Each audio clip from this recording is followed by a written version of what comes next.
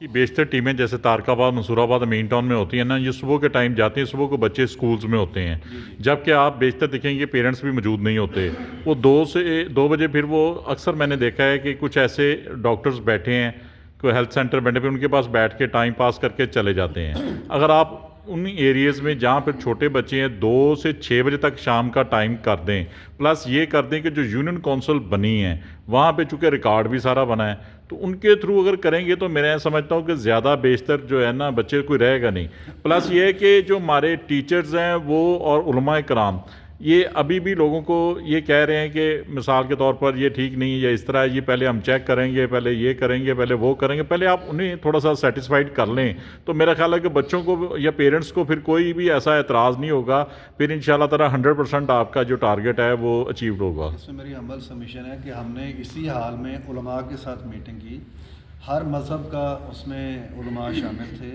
Media person بھی، مختلف communities بھی، ایجوکیشن سے بھی لوگ آئے ہوئے تھے، تو ان کو ہم نے بڑا ڈیٹیل ڈسکشن میں بتایا ہے کہ یہ ویکسینیشن اس میں کچھ لوگوں کے پوائنٹس آ رہے ہیں جی اس میں یہ ایچ پی وی والی ہوگی، تو ایسی بات نہیں ہے، یہ ایم آر کی ہے، میزل کی ہے، روبیلا کی ہے، اور یہ ISO WHO سرٹیفائیڈ ہے، اس میں کوئی ایسی چیز نہیں ہے جو کوئی انگریڈینٹس اس کی کمپوننٹس اگینسٹ جو ہے ہیلتھ ہیزرڈ کچھ بھی نہیں ہے، یہ بڑی سیف ویکسین ہے، اور چھوٹا موٹا جو سائیڈ افیکٹ جیسے عام انجیکشن کا آتا ہے، انجیکشن یہاں پہ لگا ہے، کوئی لوکل ابسیس بن گئی، ہلکا سا بخار ہو گیا، فیور ہو گیا، تو یہ تو کسی بھی انجیکشن کا سائیڈ افیکٹ ہے، نو ڈاؤٹ یہ اس ویکسین کا بھی ہوگا، اس میں ہم کمنٹ نہیں کریں گے۔ ایک اور اچھی بات آپ نے کی سیکنڈ ٹائم ویکسینیشن کی، یہ پچھلا 1 سال ہم نے یونیسیف کے تعاون کے ساتھ ہم نے اس